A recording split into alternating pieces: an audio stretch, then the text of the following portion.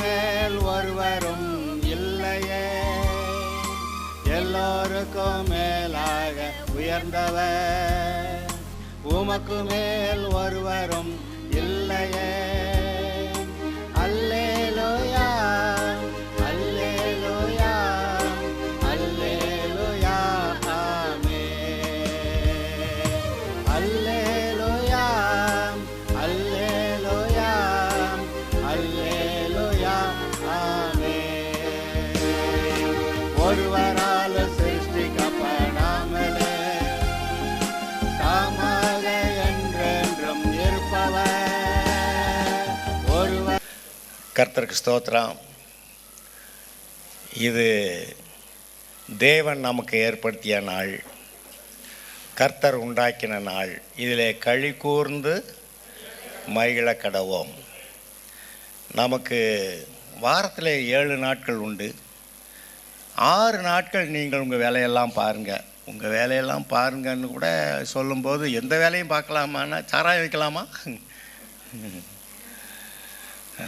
6 நாட்கள் உங்கள் வேலையெல்லாம் பார்க்கலாம். அப்படின்னா தேவன் தம்முடைய பிள்ளைகளுக்கு எப்படிப்பட்ட ஒரு வாழ்க்கையை ஏற்படுத்தினாரோ அதுபோல் ஒரு வாழ்க்கையை வாழும்படி அழைக்கிறார். எல்லாம் சரிதான்.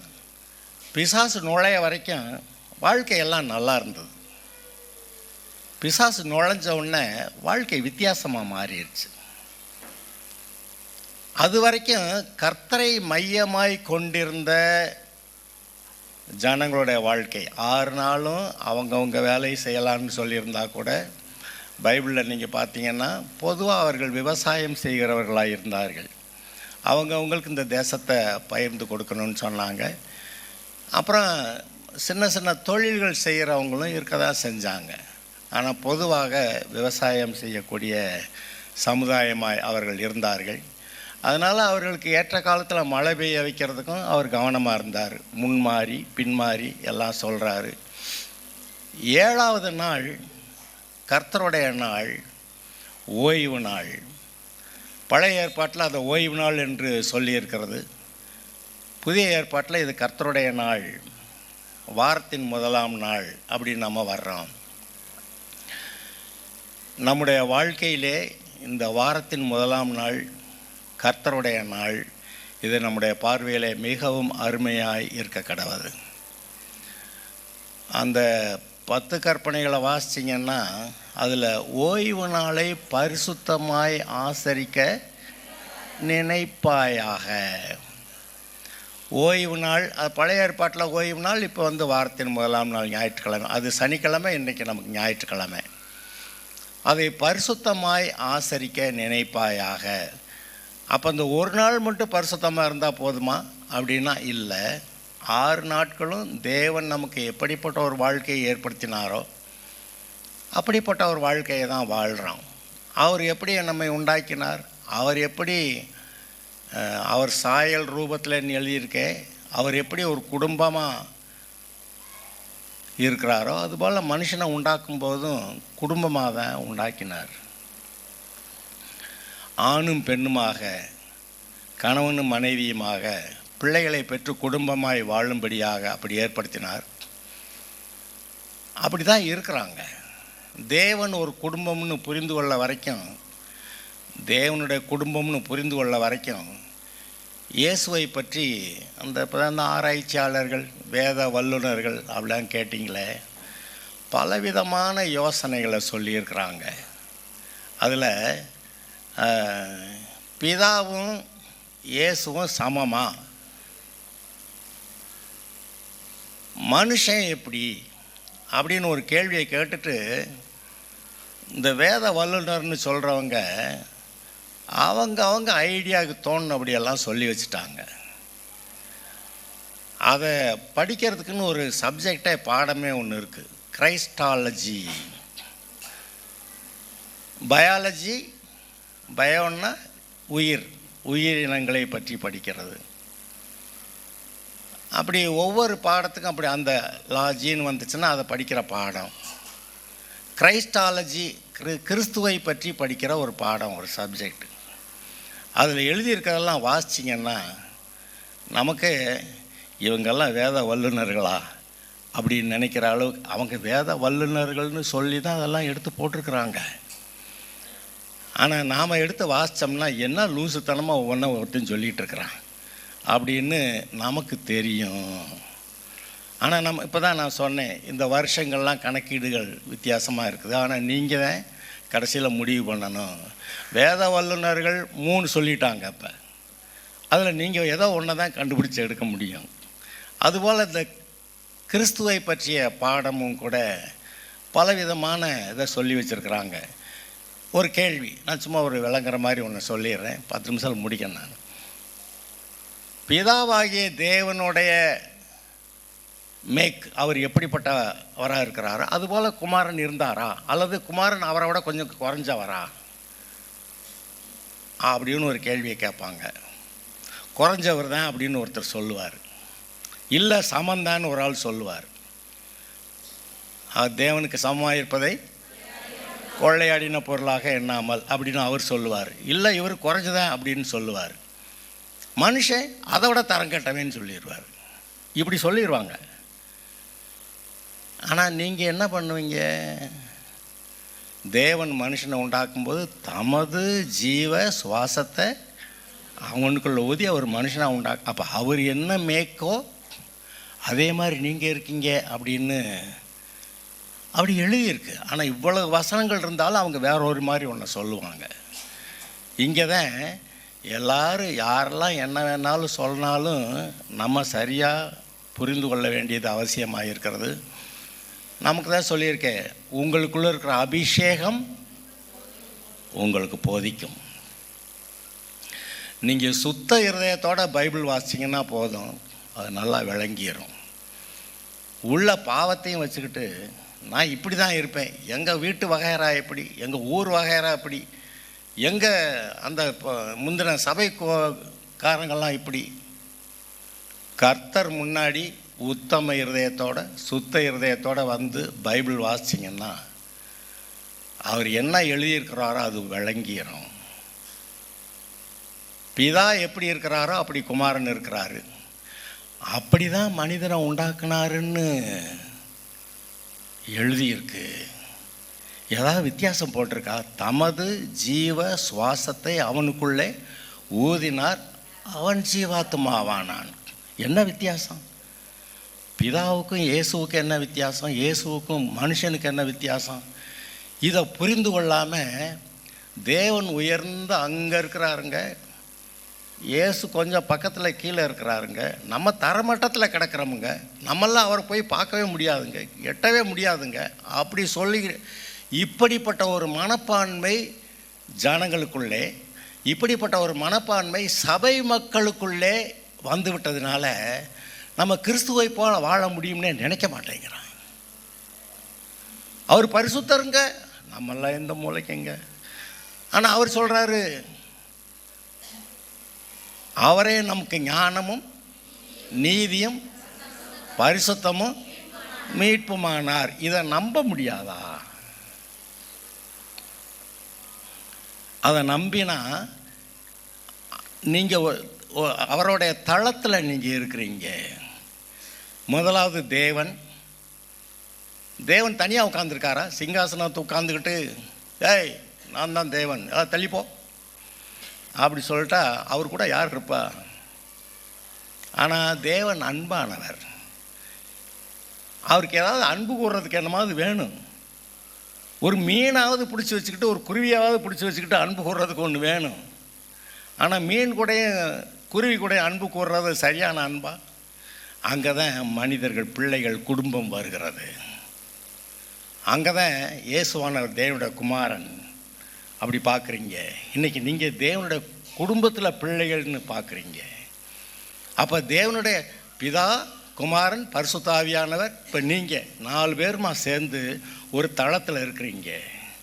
அதுக்கடுத்து சிங்கம், கரடி, புலி, யானை வகையறாலாம் அதுக்கப்புறம் கீழே வருது.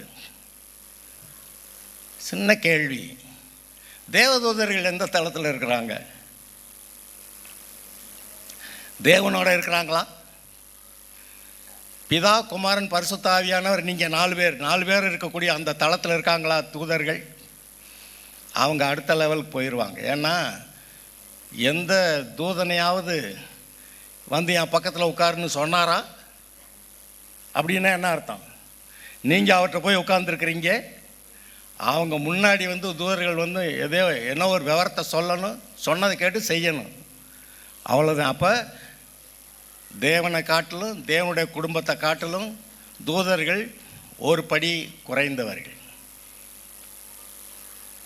அதுக்கு பிறகு தான் பூமியில் இருக்கக்கூடிய மற்ற ஜீவராசிகள் எல்லாம் வருது. இப்போ நீங்கள் தேவனுடைய தளத்தில் இருக்கீங்கன்னு புரிஞ்சிட்டாவே நீங்கள் மற்ற மிருகங்கள் போல் நம்ம வாழ முடியாது. மற்ற மிருகங்கள் பாவம் இல்லாமல் இருக்கிற போது நல்லா தான் இருந்தது. ஆதாம் செய்த பாவத்தினால மற்ற மிருகங்களும் கெட்டுப்போச்சு. அதாவது பன்றியை, இப்போ இருக்கிற பன்றியாக கர்த்தர் உண்டாக்கினாருன்னு நான் நம்பவே முடியலை என்னால். கொசு கடித்து எல்லாருக்கும் வியாதி வர வைக்கணுங்கிறதுக்காக கொசு அப்படி உண்டாக்குனாருன்னு என்னால் நினைக்கவே முடியலை. அதெல்லாம் எப்படி வந்தது? மனிதனுடைய பாவம் அவனை மட்டும் இல்லை, பூமி அவன் நிமித்தம் சபிக்கப்பட்டது. அதனால் பூமி தன் பலனை கொடுக்கலைன்னு பார்க்குறான். அப்புறம் பாவம் முதலாவது நுழைஞ்சது ஒரு சர்ப்பத்துக்கிட்ட.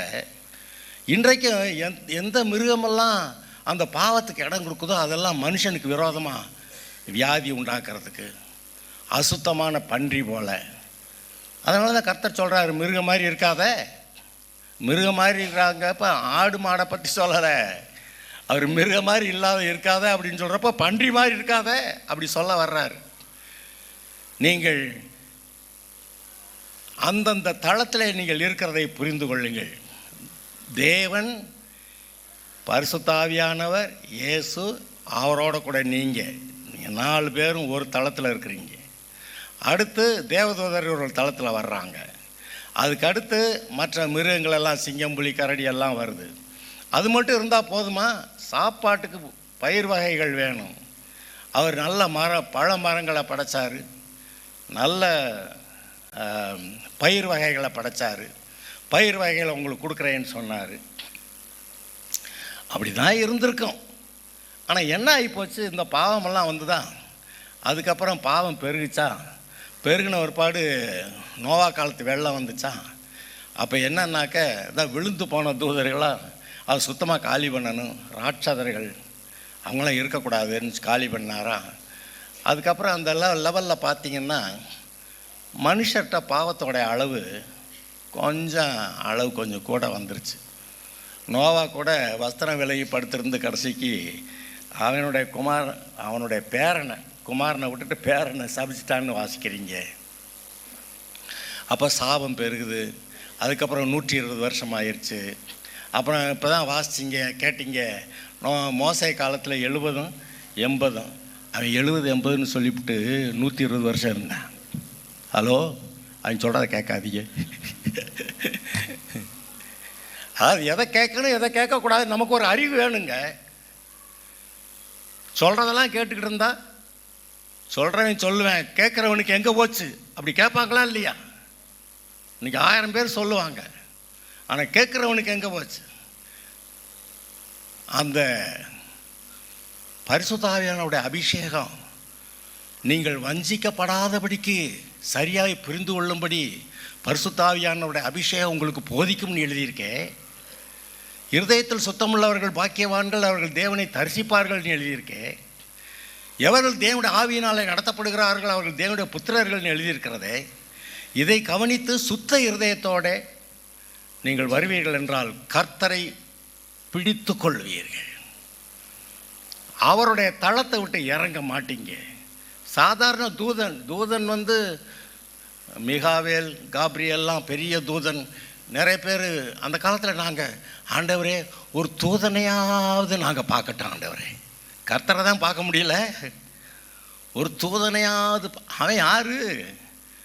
அவரை பொறுத்தவரைக்கும் வேலைக்காரன், உங்களுக்கு வேலை செய்யக்கூடிய ஒரு ஆள், உங்களுடைய ரட்சிப்பு நிமித்தம் வேலை செய்யக்கூடிய ஒரு ஆள். நம்ம அவனையாவது பார்க்கணுன்னு எவ்வளோ பைத்தியக்காரத்தனமாக இருந்திருக்கிறோம் அப்படின்னு நமக்கு தெரிகிறது. ஆனால் இன்றைக்கு நீங்கள் தேவனை பார்க்க முடியாத ஆளா?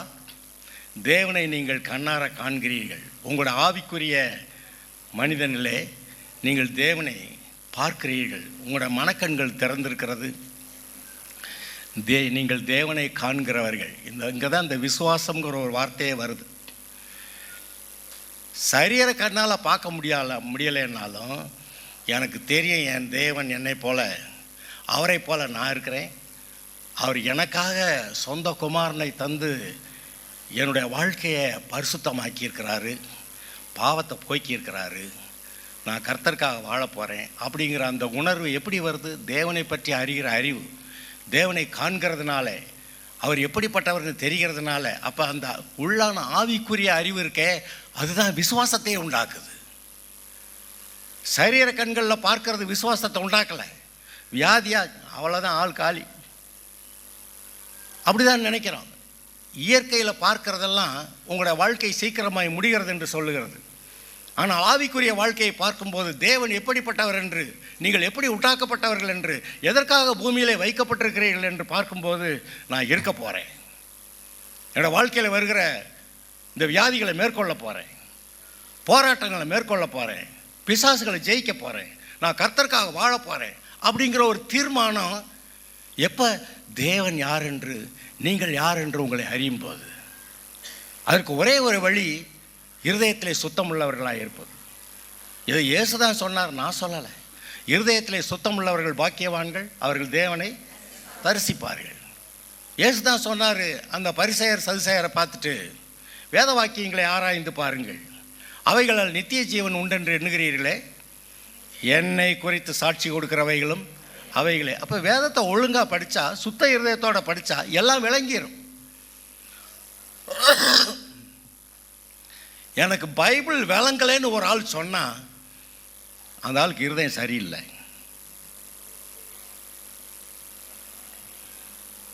நான் திரும்ப சொல்கிறேன், இப்போ வேறு மாதிரி சொல்கிறேன். நம்முடைய இருதயம் சுத்தமாக இருக்க வரைக்கும் கர்த்தர் வந்து வாசம் பண்ணுற இடம். எதை சுத்தமாக இருக்குன்னு சொல்கிறோம்? ஒருவன் என்னிடத்தில் அன்பு கூர்ந்தால் என் வசனங்களை கை கொள்வான், அப்பொழுது நான் வந்து அவனுக்குள்ளே வாசம் பண்ணுவேன், பிதாவும் வந்து அவனுக்குள்ளே வாசம் பண்ணுவார். நாங்கள் 2 பேர் வந்து அவனுக்குள்ளே வாசம் பண்ணுவோம். யார்? இருதயத்தில் சுத்தமாக கர்த்தருக்கு பிரியமாக இருந்து கர்த்தர் சொல்கிறத கேட்டு அதன்படி செய்கிற. அப்போ யார் செய்கிறாங்க? அவரிடத்தில் அன்பு கூறுகிறவர்கள். உங்கள் அப்பா அம்மாவை பிடிக்குமா? அப்பா அம்மா சொல்கிற மாதிரி செஞ்சுருவீங்க. உங்கள் ஸ்கூல் டீச்சர் ஏதாவது நல்ல டீச்சர் இருந்தாங்களா, நல்ல மனுஷரா, நல்ல மனுஷியா, அவங்க சொல்கிற மாதிரி எப்படியெல்லாம் நீங்கள் நல்லா படிப்பீங்க. இங்கே பாஸ்டர் நல்லா இருக்கிறாரா, கரெக்டாக பேசுகிறாரா, அதை கண்டா நீங்கள் புரிஞ்சால் பாஸ்டர் மாதிரி நான் ஒழுங்காக இருக்கணும்னு நினைப்பீங்க. அதையே சொல்லுகிறார், ஒருவன் இடத்துல அன்பாக இருந்தால் வசனங்களை கை கொள்ளுவான், அப்போ நானும் பிதாவும் வந்து அவனுக்குள்ளே வாசம் பண்ணுவோங்கிறாரு. அப்போ நம்ம அன்பு கூற வேண்டியது யார்? தேவனிடத்தில். அப்புறம் தேவனுடைய சாயல் ரூபத்தில் உண்டாக்கப்பட்ட மனுஷன்ட்டையும் அன்பாரு. முழு இருதயத்தோடும் முழு ஆத்மாவோடும் முழு பலத்தோடு கர்த்தரிடத்தில் அன்பு கூறுவாயாக. இதற்கு ஒப்பாக இருக்கிற இன்னொரு கட்டளை, நீ உன்னிடத்தில் அன்பு கூறுகிறது போல பிறனிடத்தில் அன்பு கூறுவாயாக. இந்த ஒரு கற்பனை தாங்க. அந்த மற்ற எல்லா கற்பனைகளை காட்டிலும் புதிய கற்பனை சொல்கிறேன்னு சொல்லிட்டு அன்பை பற்றி பேசிகிட்டு இருக்கிறாரு. 10 கட்டளைகளில் அன்புங்கிற வார்த்தையே இல்லை. அதான் பார்த்தாரு, 10 கற்பனை வேண்டான்னு சிலுவையில் அரைஞ்சி விட்டுட்டு நான் 2 கற்பனை தர்றேன் அப்படின்னு, முழு இருதயத்தோட முழு ஆத்மாவோட முழு பலத்தோட கர்த்தரிடத்தில் அன்பு கூறுவாயாக. அடுத்து நீ உன்னிடத்தில் அன்பு கூறுகிறது போல பிறனிடத்திலும். ஏன்னா தேவன் அன்பாகவே இருக்கிறார். இப்போ இப்படி ஒரு வாழ்க்கையை பற்றி நாம் பேசுகிறோம் என்றால், இந்த உலகம் பொல்லாத உலகம், பாவம் நிறைந்தது, அசுத்தம் நிறைந்தது, பொல்லாத இந்த நெஃபிலிம் இப்பெல்லாம் கேட்டீங்க, ராட்சதர்கள், அந்த பாவத்தில் விழுந்து போன ஆட்கள்கிட்ட இருந்து பிறந்த பிள்ளைங்க. இன்றைக்கும் பாருங்கள், உலகத்தில் அந்த பாவத்தில் பிறந்த பிள்ளைகளாக தான் நிறைய ஜனங்களுக்கு இருக்கிறாங்க. ஒருவேளை அந்த மாதிரி ராட்சதர்கள் இல்லாமல் இருக்கலாம், ஆனால் அவங்க இருதயத்தில் ராட்சதர்கள் போல இருக்கிறாங்க. நம்ம நோவாவை போல இருப்போம். அவங்க எல்லாம் அந்த விழுந்து போன தூதர்களோட ஐக்கியமாயிட்டாங்க. நான் விழுந்து போன தூதர்களோட ஐக்கியமாகலை. அந்த நோவா ஒரே ஒரு வித்தியாசம் என்ன, அவன் மனுஷனாக இருந்தான். எப்படி தேவன் மனுஷனை அவர் சாயல் ரூபத்தில் உண்டாக்குனாரோ அப்படியே இருந்தான் அவன். அந்த நோவா சந்ததி மூலமாக இயேசு வர முடிஞ்சது. பிசாசு அதை அழிக்கணுங்கிறான். மனுஷனே ஒருத்தன் இருக்கக்கூடாதுங்கிறான். நோவா சிக்கியிருந்தான்னா அவனை போட்டு தள்ளியிருப்பான். ஆனால் நோவா சிக்கலை. நீங்களா அவ்வளோ பேரை பிடிச்சா அந்த நோவாவை பிடிக்க முடியல, பிசாசுக்கெல்லாம் பிடிக்க முடியாது. அவன் பிசாசுக்கு இடம் கொடுக்கல. இன்றைக்கு நீங்களும் நானும் பிசாசுக்கு இடம் கொடுக்க வரைக்கும் எந்த பிசாசும் நம்மை தொட முடியாது. இந்த அறிவு நமக்கு வேணும். ஆனால் எப்போ பாவத்துக்கு இடம் கொடுத்தோமோ அப்போ மரணத்துக்கும் அங்கே இடம் இருக்குது, சாவுக்கு இடம் இருக்குது. பாவத்துக்கு பிசாசுக்கு இடம் கொடுத்தா பாவத்துக்கு இடம் கொடுக்குறோம். பாவத்துக்கு இடம் கொடுத்தோம்னா மரணம், அதுக்கு இடம் இருக்குது. அதான் கர்த்தர் பேசுகிறாரு, ஒருவன் என்னை விசுவாசித்தா உயிரோடு இருந்து விசுவாசிக்கிறவனு மறிக்காமலும், நான் ஒருவேளை அவ்வளோ பெரிய விசுவாசி அல்லாட்டியும் கூட இயேசு வர வரைக்கும் நான் உயிரோடு இருக்க முடியும்னு நான் நம்புகிறேன். நான் அதனால் இந்த 13 வருஷமெல்லாம் சொல்லிவிட்டு ஜனவரி வரட்டும் 12ஆம் மாத்திர நாள் இல்லைன்னு பாருங்கள். ஏன்னா தேசத்தில் மக்கள் போக்கு வேறு மாதிரி இருக்குது. கர்த்தராவது ஒன்றாவது அவங்க காரியங்களை சாதிக்கணுங்கிறாங்க. தேசத்தின் அதிபதிகள், ரஷ்யாக்காரர் ஒரு சொல்கிறாரு, உக்ரைன்காரன் அடி வாங்கிக்கிட்டே இருக்கிறான். இப்போ இதை இஸ்ரேலை பற்றி தான் பேசிக்கிட்டே இருந்தாங்க, ஹமாஸ் பற்றி பேசிக்கிட்டு இருந்தாங்க, ஈரான் பற்றி பேசுனாங்க, சிரியா யுத்தத்தை பற்றி பேசுனாங்க, ஆப்கானிஸ்தானை பற்றி பேசுனாங்க. எல்லாத்தையும் மறந்துட்டு இப்போ அமெரிக்கன் பிரசிடென்ட் ட்ரம்ப் சொல்கிறத கேட்டுக்கிட்டு இருக்கிறாங்க. அவர் வரியை போட்டு தள்ளுறாரு. 25 வேணுமா 50 வேணுமா போட்டு தள்ளுறேன்றாரு. இன்றைக்கி வேற எல்லாம் மறந்து போச்சு. ட்ரம்ப் சொல்கிறது மட்டும்தான் ஞாபகம் இருக்குது மக்களுக்கு. ஆனால் எல்லாத்தையும் நமக்கு சேர்ந்து கவனிக்கணும். உலகம் எங்கே போய்கொண்டு இருக்கிறது நீங்கள் கவனிங்க. 10 நாடுகள் ஒன்று உருவாகணும். அந்த 10 நாடுகள் என்னதுங்க, இஸ்ரேலுக்கு விரோதமாக எழும்புகிற ஒரு நாடுகளின் கூட்டணி. அது வரணும். வரலைன்னா பைபிளில் இருக்கிறது நடக்காதுங்க. அந்த 10 நாடுகள் கூட்டணி வரலை அப்படின்னா பைபிளில் சொன்னதெல்லாம் எதுவுமே நடக்காது. ஆனால் பைபிள் சொன்னது நடக்குமே. இயேசு வருவாரே, சபை எடுத்துக்கொண்டு போவாரே, மீதி அதுக்கு பிறகு அந்தி கிறிஸ்து பூமியில் அவன் வெளிப்படுவான்னு எழுதியிருக்கே. அந்த வெளிப்படுத்துகிற விசேஷம் 6வது அதிகாரத்திலேருந்து கடைசி வரைக்கும் எழுதியிருக்கிற காரியங்கள் நடக்குமே, நடந்து ஆகணுமே. அப்படின்னா இதெல்லாம் நடக்கணுமே, நடக்கும். அந்த சமயத்தில் என்ன நடக்கும்னு சொல்லியிருக்கிற இயேசு சொன்ன ஒரு வார்த்தையை சொல்லிட்டு இப்போ நான் முடிக்கிறேன். நோவாவின் காலத்தில் உண்டானது போல மனுஷகுமார் வருங்காலத்திலையும் நடக்கும்.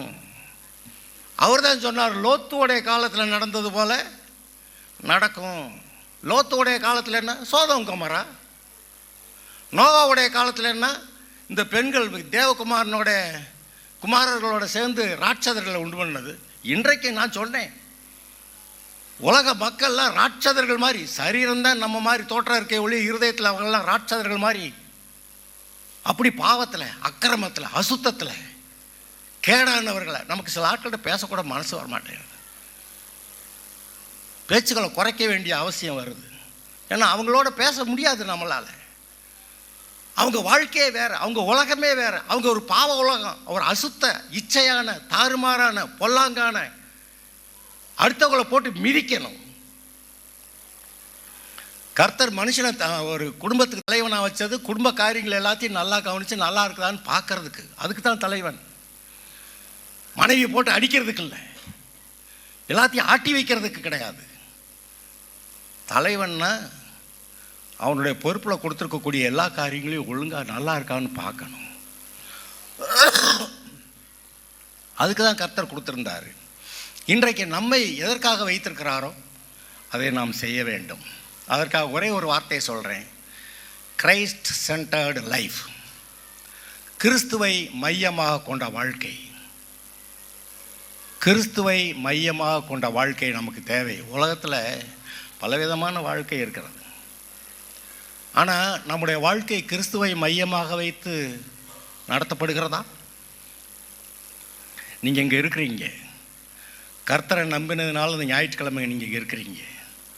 நமக்கு வேறு வேலையை பார்த்துக்கிட்டு இருக்க முடியும். அவர்கள் செய்கிறது பாவம் போல் செய்யக்கூடாதா? செய்யலாம். நான் கூட சில சமயத்தில் நினைப்பேன், அவன் அவ்வளவு பாவம் செஞ்சால் கடைசிக்கு அவனை நீர் ரட்சித்துட்டீங்கிற ஆண்டவரே, பாவம் எங்கே பெருகினதோ அங்கே கிருபையும் பெருச்சுன்னு சொல்லிட்டு, அடப்பாவியா நான் விவரம் இல்லாமல் இருந்துட்டேனே, முதல்ல என்ன கொஞ்சம் பாவம் செஞ்சுருந்தேன்னா பாவத்தையும் அனுபவிச்சிருக்கலாம், கிருபையும் பெருகியிருக்கேன், அடையப்பாக்கு வந்திருக்கேன். நோ, அது எங்கேயோ போனால் உங்களை இழுத்துட்டு போயிடும். உலகத்தில் எல்லாரும் பிசாசு இழுத்துட்டு போயிட்டான். கர்த்தர் உங்களை கொஞ்சம் கொஞ்சமாக காப்பாற்றி காப்பாற்றி காப்பாற்றி கொண்டு வந்து இப்போதைக்கு இங்கே உட்கார வச்சிருக்கிறாரு. நீங்கள் ஒருவேளை பெரிய பாவங்கள் செய்யாமல் இருக்கலாம், கர்த்தருக்கு ஸ்தோத்திரம். சில சமயத்தில் அந்த பாவத்தையும் செஞ்சு தொலைச்சிட்டேனே, உன்னையும் கொண்டு வந்து இங்கே உட்கார வச்சிருக்கிறாரு, கர்த்தருக்கு ஸ்தோத்திரம்.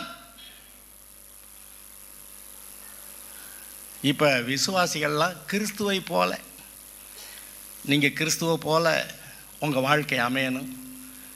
கிறிஸ்துவை மையமாக கொண்ட வாழ்க்கை நமக்கு வேணும். ஏன்னா சீக்கிரம் வரப்போகிறார். இந்த இப்போ கணக்கு சொன்னபடி இன்னும் 50 வருஷம் இருக்குதுன்னு கூட சிலர் 48 வருஷமாக ஏதோ ஒரு கணக்கு இருக்குது. அந்த கணக்கில் வந்தாலும் சரி, 2040க்குள்ளே வந்தாலும் சரி, 2-3 வருஷத்தில் இப்போ வரமாட்டார், நமக்கே தெரியும். ஏன்னா உலகத்தில் நடக்கிற நடவடிக்கைகளை பார்க்கும்போது அதெல்லாம் அங்கே போயிட்டுருக்குது. சோதம் கோமரா மாதிரி, நோவா காலத்து வெள்ளத்தில் அவங்க எப்படி பாவத்தில் போனாங்களோ அதுபோல் அதெல்லாம் போயிட்டுருக்குது. நம்ம எவ்வளவாய் அதை காண்கிறோமோ அவ்வளவாய் நாம் அந்த உலகத்தை விட்டு பிரித்தெடுக்கப்பட்டவர்களாய் கிறிஸ்துவுடனே கூட கிறிஸ்துவை மையமாக கொண்ட ஒரு வாழ்க்கையை நாம் வாழ்வது மிக மிக அவசியமாக இருக்கிறது. இதுதான் சரி. எப்படி வேண்டுமானாலும் வாழலாம் என்று உலகம் சொல்லுகிறது. ஆனால் கர்த்தர் சொல்லுகிறார், இப்படி தான் வாழணும்னு. என் பிள்ளையாண்ணா, நீ பரலோகம் வரணுமானா நீ இப்படி தான் வாழணும். பரலோகம் இருக்கிறது உண்மை, நரகம் இருக்கிறது உண்மை, கர்த்தர் இருக்கிறது உண்மை, பிசாசு இருக்கிறது உண்மை, கர்த்தரால் உண்டாக்கப்பட்ட பரிசுத்தவான்கள் இருக்கிறது உண்மை, பிசாசோட கூட போன மனுஷர்கள் பாவிகள் அசுத்தமானவர்கள் அங்கே இருக்கிறது உண்மை. அப்படியானா இவ்வளவு பார்த்து விட்டு நாம் எப்படிப்பட்ட ஒரு வாழ்க்கையை வாழப்போகிறோம்? கர்த்தருடைய பிள்ளைகளாய் நம்ம ஊரில் நம்ம ஒருத்தர் தான், ஒருவேளை நம்ம குடும்பம் மட்டும்தான் ரட்சிக்கப்பட்டதாக இருக்கலாம். சிலர் சொல்லுவாங்க, எங்கள் ஊரில் நான் ஒரே ஒரு ஆள் தான் அங்கே ரட்சிக்கப்பட்டிருக்கேன். ஆமாம், அந்த ஊருக்கு நீ ஒரு ஆள் தான் சாட்சி. பரலோகத்துக்கு போகிற வழியை சொல்லக்கூடிய ஒரே ஆள் நீ ஒரு ஆள் தான் அந்த ஊருக்கு. அப்போ எந்த நிலைமையில் இருந்தாலும் உன்னை காக்க கர்த்தர் போதுமானவர். உன்னை கொண்டு சாட்சியை வழங்க பண்ண கர்த்தர் போதுமானவர். நீ கர்த்தருடைய பிள்ளையா? கர்த்தருடைய சகல குணங்களும் உனக்குள்ளேருந்து வெளிப்படுகிறது. ஆவியின் கனி, அன்பு, சந்தோஷம், சமாதானம், சாந்தம், தயவு, நற்குணம், இச்சை அடக்கம், விசுவாசம், நீடிய பொறுமை எல்லாம் உங்களுக்குள்ள அந்த அன்பின் அடிப்படையாக வருகிறது. நீங்கள் இயேசுவுக்கு சாட்சிகள். இந்த உலகம்தான், அங்கே தான் நம்ம இருக்கிறோம். ஆனால் உலகத்தை விட்டு நம்முடைய மனதிலே, நம்முடைய வாழ்க்கையிலே நம்மை பிரித்தெடுத்து கொண்டோம். அவர் நம்மை பிரித்தார், நம்மை கழுவினார், நம்மை பரிசுத்தமாக்கினார், சபைக்குள்ளே வைத்திருக்கிறார், தேவனுடைய பிள்ளை என்று தேவனுடைய குடும்பத்திலே நம்மை வைத்திருக்கிறார். மீதி உலகத்தில் இருக்கவங்களாம் பிசாசோடைய குடும்பத்திலே, உலகத்தில் இருக்க அந்த பாவிகள் பிசாசோடைய குடும்பத்திலே, பிசாசு போகிற இடத்துக்கு போகிறவர்களாக இருக்கிறார்கள். இயேசு என்ன சொன்னார்? பிசாசுக்கும் அவனுடைய தூதர்களுக்கும் ஏற்படுத்தப்பட்ட நரகத்திலே பொங்கல்னு ஒரு கூட்டம் ஜனத்தை பற்றி பேசுகிறாரு. பிசாசு மனுஷனுக்காக உண்டாக்கல அவர், ஆனால் பிசாசுக்காக உண்டாக்கி இருந்தார். பிசாசுக்கும் அவனுடைய தூதர்களுக்கும் ஏற்படுத்தப்பட்ட நரகத்தில் அவங்க கூட போகிறீங்களா? நீங்கள் போங்க அப்படி சொல்லிட்டாரு. இன்றைக்கு நீங்களும் நாமும் நம்ம எல்லாரும் இந்த உலகத்தில் தான் இருக்கிறோம். ஆனால் பிரித்தெடுக்கப்பட்டவர்கள், இரத்தத்தால் கழுவப்பட்டவர்கள், பரிசுத்தமாக்கப்பட்டவர்கள், நீதிமான்களாக்கப்பட்டவர்கள், தேவனுடைய குடும்பத்தில் இருக்கிறவர்கள், கர்த்தரை நோக்கி பார்த்து நம்முடைய வாழ்க்கையை நடத்துகிறோம். நாம் பரலோகம் போகிறோம். இந்த உலகமோ அதை பற்றி கவலையே இல்லை. கவலை இல்லைங்கிறது மாத்திரமில்லை, இயேசுவை சிலுவையில் அறைந்தவர்கள் கர்த்தருடைய பிள்ளைகளின் சிலுவையில் அறைய தயங்க மாட்டாங்க. கர்த்தருடைய பிள்ளைகளுக்கு விரோதமாக எழும்ப தயங்க மாட்டாங்க. இப்போ ஆனால் கர்த்தர் அதெல்லாம் பிரேக் போட்டு நிறுத்தி வச்சுருக்கிறாரு. இம்மட்டும் வா, இதற்கு மிஞ்சி வராத, என் பிள்ளை தொடாத அப்படி சொல்லி வச்சிருக்கிறாரு. கர்த்தர் எப்போது உங்களோட கூட இருப்பார். உங்களை சுற்றி அக்கினி மதலாக இருப்பார். அபிஷேகம் கூட இருக்கிறது.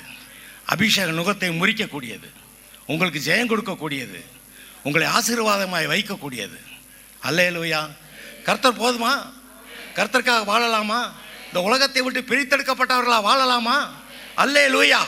எல்லாம் ஜெபம் பண்ணலாம்.